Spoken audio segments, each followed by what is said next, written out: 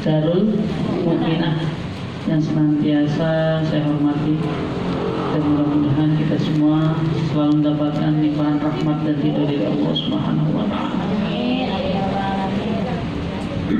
Wabil khusus Sahibul Bait, kita doakan selalu mudah-mudahan sehat selalu, berkah selalu, dan Allah senantiasa memberikan panjang umur, kesehatan yang barokah. Dan puji syukur kepada Allah Subhanahu wa taala yang mana pada siang hari ini kita masih diberikan nikmat yang banyak, sehingga kita masih terus menuntut ilmu supaya mempersiapkan diri kita untuk kematian kita, mempersiapkan diri kita untuk menuju akhirat.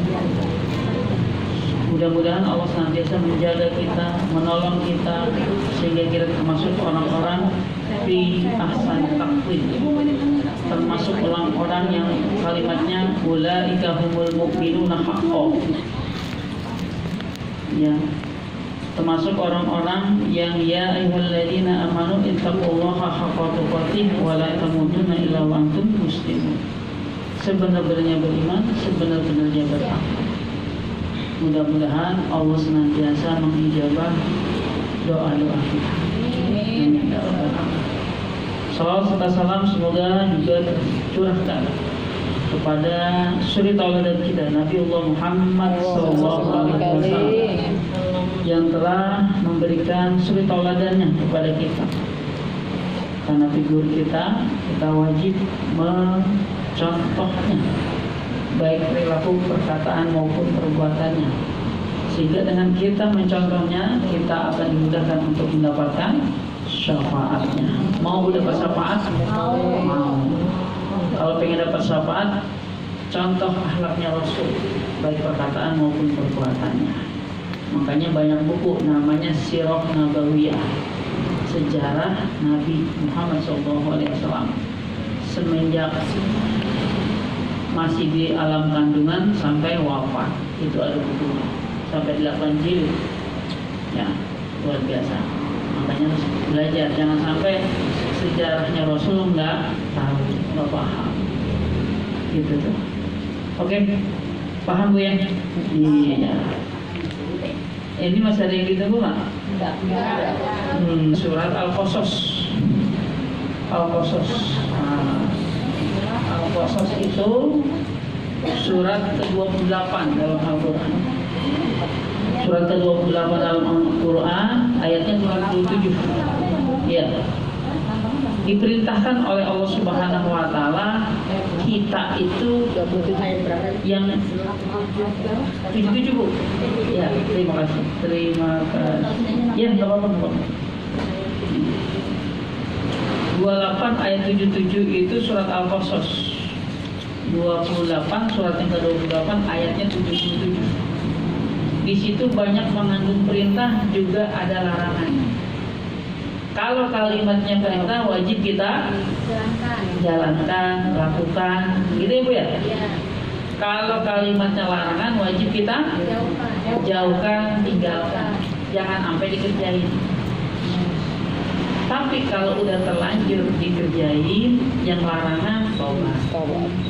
Kalau yang diperintah dilalaikan juga tobat.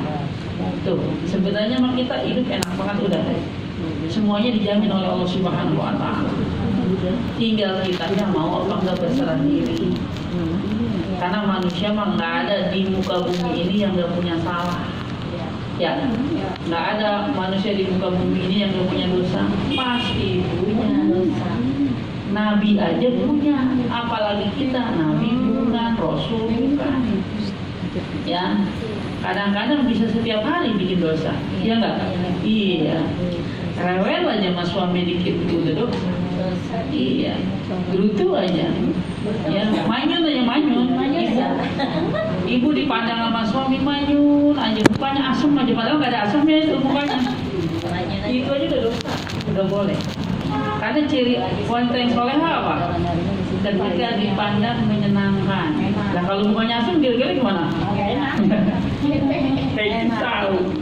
Ya, makanya kalau jadi perempuan soleha, apapun masalahnya kalau dipandang, oh iya, jangan senyum aja, iya. gitu aja. Senang aja, bawa happy aja. Ya, karena mau enak ya, telan aja. Iya, insya Allah. Ya, rasa-rasa yang kayak gitu mah nanti juga Allah ganti. Iya, kalimatnya nanti kalau di surat Al-Qasas ayat 77, nanti gantinya ada di surat 24 ayat 55, 24 ke surat An-Nur. Selalu ada di Quran. Jadi Allah berjanji, kira-kira kalau Allah berjanji sama hambanya, ya, kira-kira terbukti apa tidak?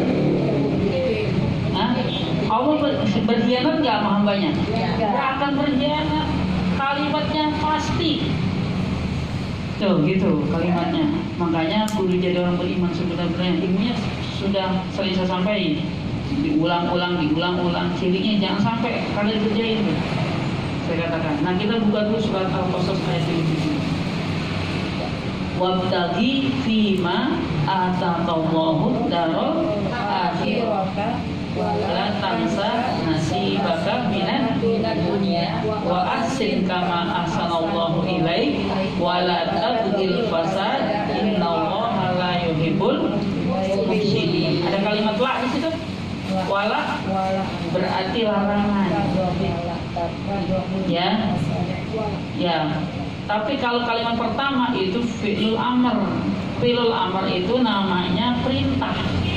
Kalau dalam bahasa Arab ilmu nahwu sharafnya, namanya perintah berarti wajib kita lakukan, jalankan, amalkan. Tuh. Apa artinya? Silakan Bu dibaca artinya. Dikit aja dulu. Dan carilah pahala negeri akhirat. Oke. Dan carilah pahala negeri akhirat. Makanya kalau doa jangan minta dunia mulu, akhirat. Ya Allah. Ya, yang pertama itu minta pengampunan dosa. Yang kedua, bagaimana kita supaya minta ridho dari Allah Subhanahu wa taala. Kalau udah dapat ridho, udah enak banget hidupnya. Allah pasti jaga.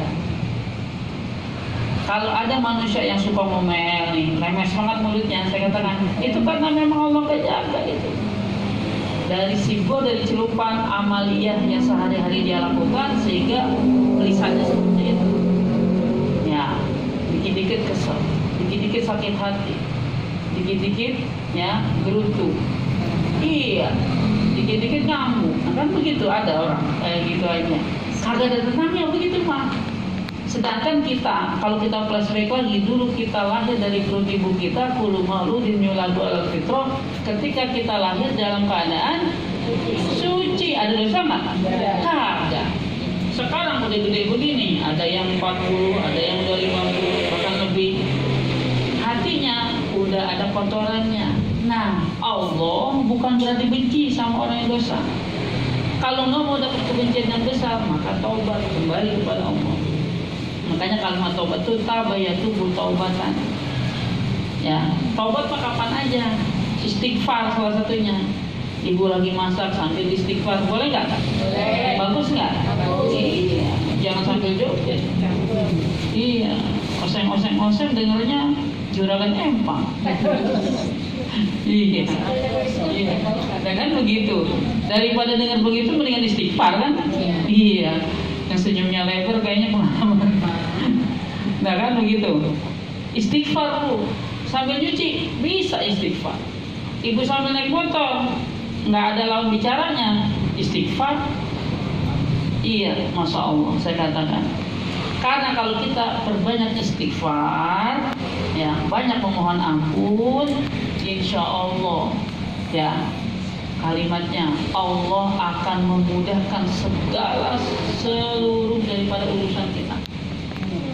Tuh, Allah akan memberikan jalan keluar daripada urusan kita. Karena kita semuanya pasti punya hajat, gitu. Paham tuh? Iya. Makanya dari itu semua, ya. Saya katakan cari negeri akhirat nih. Sekarang kita nuntut ilmu ini jangan bosan-bosan. Sampai saya tantangin. Kalau suami-suami ibu ada yang belum ngaji, seminggu kagak ngaji, 2 minggu kagak ngaji, sebulan kagak ngaji, kebangetan banget. Oh ya, pas sama sekali. Nah, luar biasa tuh. Ya, tapi ibu emang harus sabar ketika dapat suami yang kayak gitu. Emang udah jodohnya begitu. Ya, Asia kenal Asia ya? Di mana kenalnya? Asia itu istrinya Fir'aun. Fir'aun itu hobi bunuhin bayi yang baru lahir. Bejat banget tuh Fir'aun. Tapi dia sabar ngeladenin. Insya Allah suami ibu nggak kayak gitu-gitu amat, ya kan? Suka bunuhin orang enggak? Insya Allah. Di sini mah soleh semua istrinya, suaminya Insya Allah. Kan begitu tuh. Tapi kan ada aja yang janggal.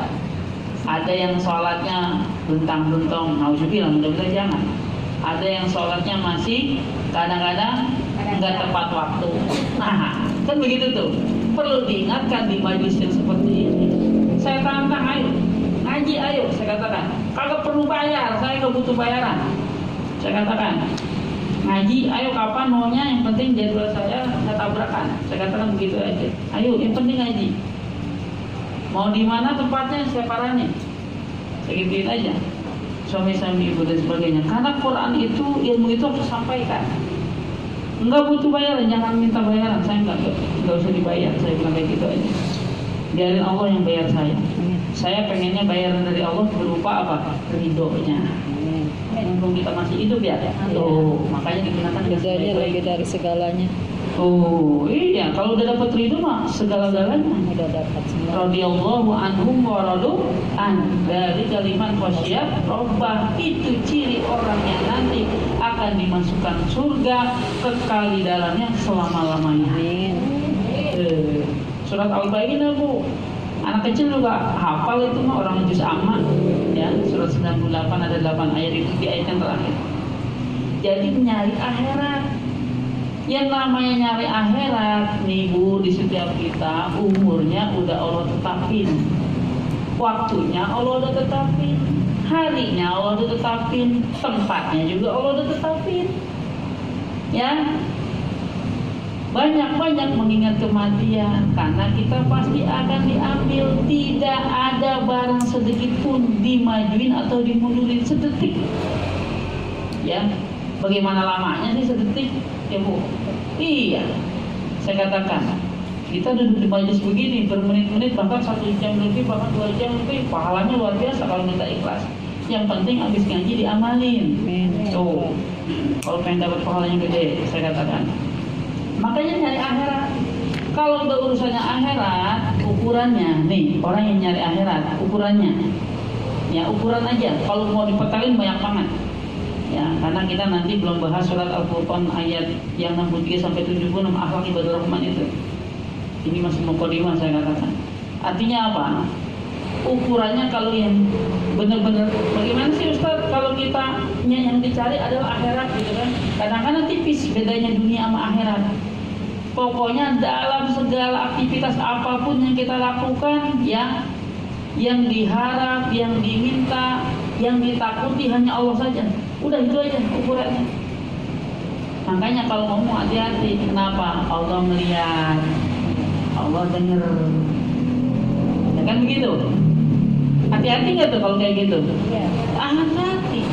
Bahkan yang belum kita lakukan aja baru diniatin aja dalam hati, Allah tahu. Dicatat Bu. Iya. Begini aja nih Bu, mohon maaf. Ibu ngeliat kucing buduk banget, jelek banget gitu. Buduk pokoknya gimana sih? Udah korengan banyak. Dalam hati kita ngomong, saya kucing jelek banget itu. Itu aja udah dosa. Kagak boleh. Itu Iya. Pokoknya dalam hati yang nggak disadar ya Pak Ustaz. Tuh, dalam hati begitu aja. Belum ngomong nih, itu aja berdosa. Dalam hati baru bergumam seperti Padahal yang nggak disadar ya Pak Ustaz. Nah, kadang-kadang kita punya dosa nggak disengaja, supaya tertutup dosa itu, dilebur, terhapus. Salah satunya dengan istighfar. Itu kan kadang spontan Pak Ustaz. Nah, yang spontan itu namanya celupan. Tapi dosa juga tuh. Dosa. Apalagi yang latah. Nenek-nenek turun dari angkot, latah. Itu dosa juga. Yang keluar ya, yang disebutin apa? Kemaluan kadang-kadang. Aduh, itulah isi hati manusia. Yang Yang spontan itu adalah isinya seperti itu. Makanya selain istighfar, banyakin zikir. Lebih dosa lagi. Banyakin zikir, banyakin baca Quran. Karena Quran itu juga termasuk kategori zikir.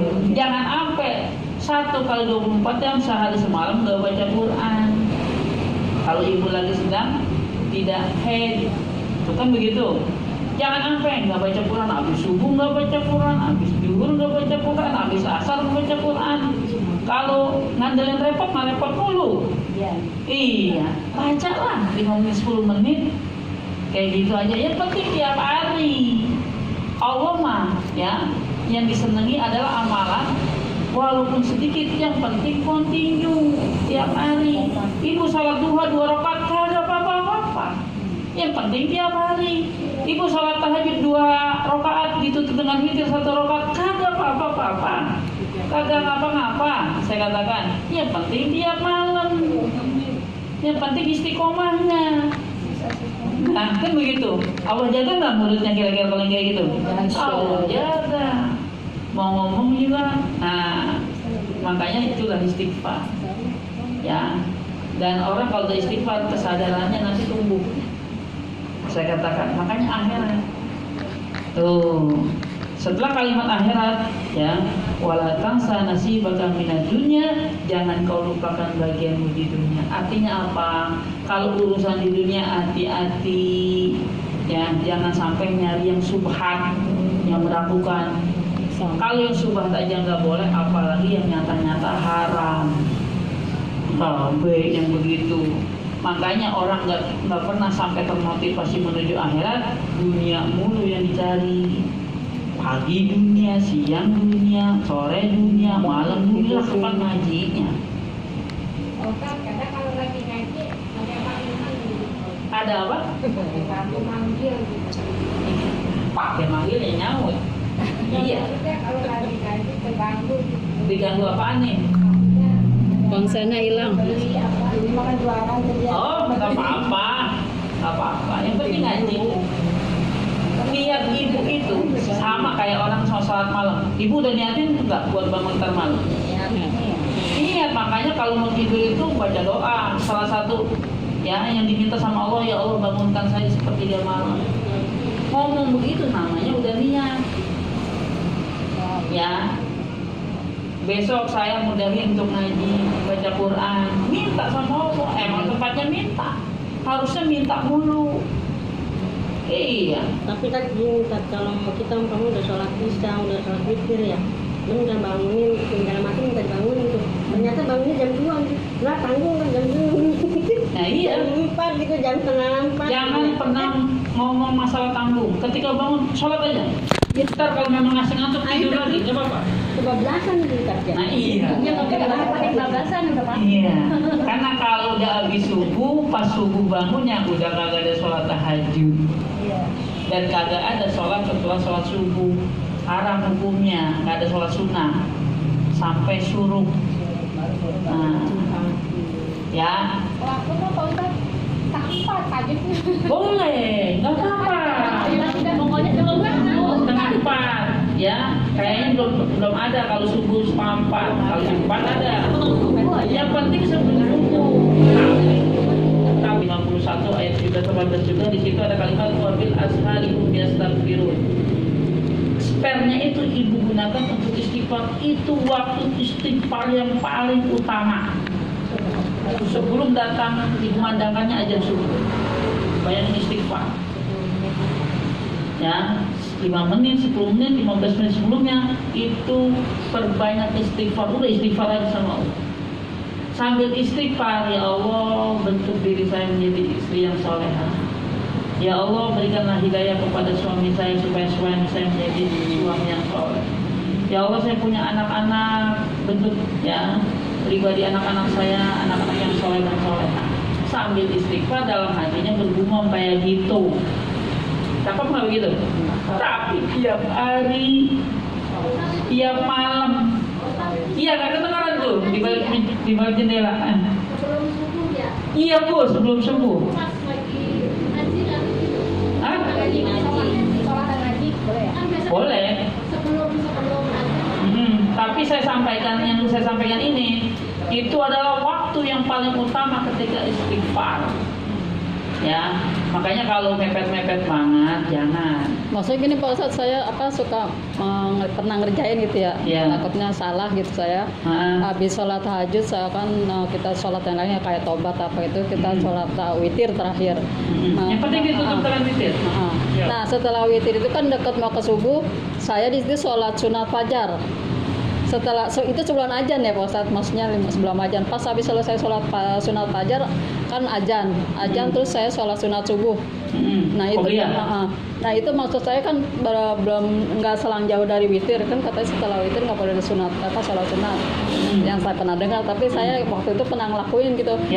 Kadang-kadang ragunya di situ, boleh nggak saya ngerjakan sholat sunat fajar gitu. Kalau sudah sholat sunat witir jangan ada sholat lagi kecuali jeda lama. Iya udah, maksudnya jeda agak berapa 10 menit dikit mau ajan gitu, 5 menit mau ajan daripada maaf contoh bulan Ramadan kita sholat taraweh kan ditutup dengan witir. Nanti kalau mau sholat tahajud malam memang udah jedanya lama tuh, udah berjam-jam. Kita mau sholat tahajud terus witir lagi boleh. Ini bukan bulan puasa apa sama hari biasa. Kalau lebih baik saran saya jangan dilakukan. Lebih baik ketika kita sholat tadi sholat tobat ya. Habis sholat tobat kita tuh sholat witir. Nah, masih ada waktu misalnya. Tahajudnya kapan? Kan sebelum tobat itu tahajud. Kita tahajud, baiknya itu runtutannya. Tobat dulu ya. Baru tahajud terus witir. Hajat witir. Apa hajat dulu? Pokoknya tahajud sebelum witir, mepet itu sebelum witir. Nah itu kan masih ada waktu misalnya 15 menit. 15 menit itu kan pas sudah mau tinggal 5 menit mau deket ajan, saya di situ sholat sunat fajar. Sholat fajar itu terus kan sebelum dikerjakan sebelum ajan. Nah setelah ajan saya melakukan sholat sunat qobliyah subuh. Baru. Nah itunya yang sholat sunat fajarnya itu nggak apa-apa kan? Nggak apa-apa. Yang penting witirnya. Maksud saya sebelum sunat fajar banyakin istighfar. Iya maksudnya begitu. Makanya bangunnya jangan mepet-mepet. Ya 3:30 setengah jam cukup lah. Insyaallah. Lanjut ya. Jadi jangan sampai dikit-dikit dunia mulu. Apa yang mau kita cari? Semuanya juga akan kita tinggalkan kecuali amal soleh. Nah kalau kita motivasinya akhirat, di situ kalimatnya wa ahsin kama ahsanallahu ilaik. Berbuat baiklah sebagaimana Allah udah berbuat baik sama kita. Allah udah baik banget sama kita. Masya Allah, dari kita dulu di kandungan keluar jadi bayi, sekarang udah gede begitu. Berarti banyak nikmat yang Allah kasih. Ya berarti tugas kita bersyukur. Syukur itu beribadah aja semaksimal mungkin. Namanya syukur, rasa syukur kita jaga. Begitu maksud saya. Nah, berbuat baik terus, berbuat baik. Makanya ketika orang berbuat baik sama. Tapi kan kalau yang menamakan ibadah aja kan bukan hanya sholat aja kan? Bukannya setiap hari, setiap malam. Kan udah capek. Billahi tatmainul qulub. Kalau orang banyak zikir maka hatinya jadi tenang. Kalau orang hatinya was-was, gelisah, gundah gulana, gitu kan? Seperti itu, gegana, gelisah dalam merana, ya kan? Gegana. Tahu tuh bahasa orang itu karena kurang zikir, kurang ingat sama Allah. Kebaikannya masih kurang, tambahin lagi, tingkatin lagi. Makanya nih, kita husnuzon sampai saat ini kita belum diwafatkan. Ada 2 kategorinya. Bisa jadi dosa kita masih banyak, dikasih kesempatan untuk tobat. Yang kedua, bisa jadi amaliyah kebaikan kita masih sedikit, makanya tambahin lagi, tingkatin lagi. Tuh husnuzonnya. Sepakat nih begitu? Iya. Makanya mumpung masih hidup, kalau udah mati maka kedip aja kagak bisa. Nah, kalau kita bahas itu kita terlalu banyak. Berupa kebaikan itu jadi doa. Berarti kita minta kebaikan.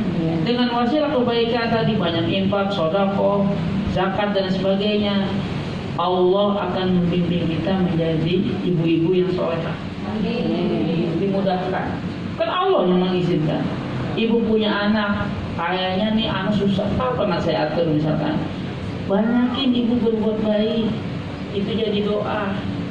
Ya kan begitu, karena diomongin nggak mempan, ada anak yang digituin, disuruh ngaji dia nonton, disuruh keluar dia malahan kabur, ya nggak boleh keluar dengan kabur, kan ada yang begitu. Kita untuk beramalia kebaikan, ya tadi semuanya, tuh saya katakan, makanya jangan berbuat dosa.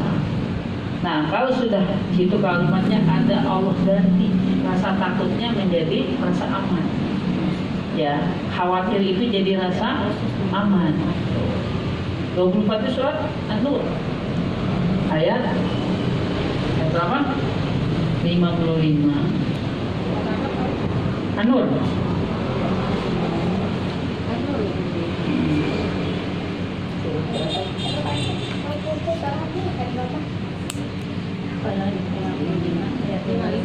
Udah mau jam 3 nih? 55, ayat 55. Bismillahirrahmanirrahim. Ya. Allah telah menjanjikan kepada orang-orang di antara kamu yang beriman dan yang mengerjakan kebajikan bahwa Dia sungguh akan menjadikan mereka berkuasa di bumi sebagaimana Dia telah menjadikan orang-orang sebelum mereka berkuasa. Ya.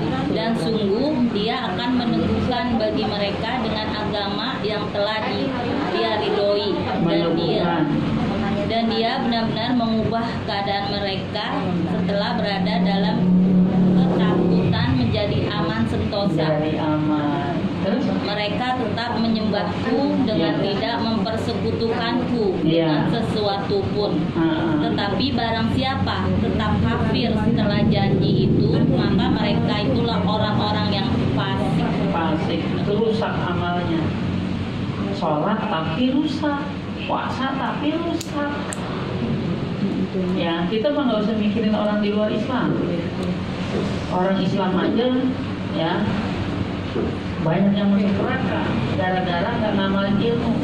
Makanya yang paling terpenting ibu tulis, ibu baca, ibu pahami dari ilmu-ilmu yang disampaikan. Yang paling penting adalah diamalkan. Alhamdulillah. Allahumma shaiban nafi'an. Semoga turun hujan yang bermanfaat. 55. Lihat, kalau ada orang yang hatinya suka gelisah, berarti belum dapat keamanan dari Allah. Makanya jadi orang yang beriman sebenar-benarnya. Allah ganti rasa gelisahnya menjadi aman. Ukurannya rasa takut tingkatkan terus kepada Allah Subhanahu wa Ta'ala. Nah, oleh karena itu, kalau kita ngaku umatnya Rasulullah, saya katakan harus berakhlak mulia. Karena akhlaknya mulianya kita ini mempersiapkan diri kita untuk urusan akhirat. Gitu. Urusan akhirat ya. Urusan akhirat. Berarti yang pertama apa? Buka. Masih ingat surat ayat akhlak ibadur rahman? Ini adalah akhlak-akhlak mulia. Ya. Kita petel satu-satu.